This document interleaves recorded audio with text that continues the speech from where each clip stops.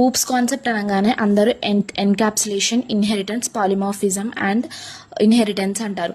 ఇవన్నీ డెఫినేషన్స్ చెప్తారు. కానీ అసలు ఊప్స్ కాన్సెప్ట్ అనేది మనం రియల్ అప్లికేషన్స్లో ఎక్కడ యూజ్ చేస్తామని మీకు తెలుసా? ఇవాళ మనం ఒక 1 minute ఒక కాన్సెప్ట్ని మనం రియల్ అప్లికేషన్స్లో ఎలా యూజ్ చేద్దాం చూద్దాం. First for example polymorphism concept తీసుకుందాం. పాలిమార్ఫిజం అంటే ఏంటి? ఒక్కటే థింగ్ మల్టిపుల్ వేస్లో యాక్ట్ చేయడం అన్నమాట. అంటే ఒకటే మెథడ్ అయినా ఒకటే థింగ్ అయినా మల్టిపుల్ వేస్లో డిఫరెంట్ వేస్లో యాక్ట్ చేస్తే అది పాలిమార్ఫిజం అంటాం. సో దీన్ని మనం ఒక రియల్ లైఫ్ ఎగ్జాంపుల్లో అసలు రియల్ లైఫ్ అప్లికేషన్లో మనం దాన్ని ఎలా యూజ్ చేస్తామో చూద్దాం. ఫర్ ఎగ్జాంపుల్ మనకు బ్యాంక్ అప్లికేషన్ ఉంది. ఇప్పుడు మనం ఫ్లిప్కార్ట్ అయినా అమెజాన్లోకైనా వెళ్తే పేమెంట్ దగ్గర చూస్తే మనకి ఏముంటుంది? క్రెడిట్ కార్డ్ పేమెంట్ ఉంటుంది, యూపీఐ పేమెంట్ ఉంటుంది, నెట్ బ్యాంకింగ్ ఉంటుంది.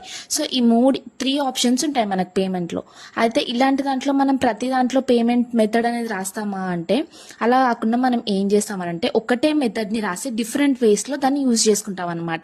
ఒకటే మెథడ్ని రాసి డిఫరెంట్ వేస్లో దాన్ని యూజ్ చేసుకుంటాం. అదే పాలిమార్ఫిజం. ఇప్పుడు నా క్లాస్ పేమెంట్ అనేది ఉంది. సో దాంట్లో నేను పేమెంట్ అని రాసుకున్నాను. సో ఇది ఒక మెథడ్. సో నేను యూపీఐకి వచ్చినప్పుడు ఏం చేసుకుంటున్నా? దీన్ని నేను నాకు తగినట్టుగా యూస్ చేయాలనుకుంటున్నా. అంటే ఇంకొక దీన్ని ఓవర్ రైట్ చేయాలనుకుంటున్నా డిఫరెంట్ వేలో.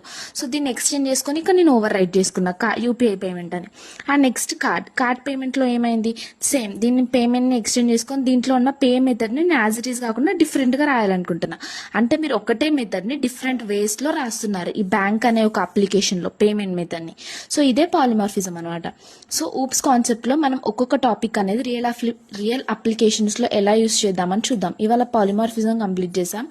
రేపు ఎన్కాప్సులేషన్, అబ్స్ట్రాక్షన్ అండ్ ఇన్హెరిటెన్స్, అలా ఒక్కొక్క రోజు ఒక్కొక్క టాపిక్ కంప్లీట్ చేద్దాం. Thank you.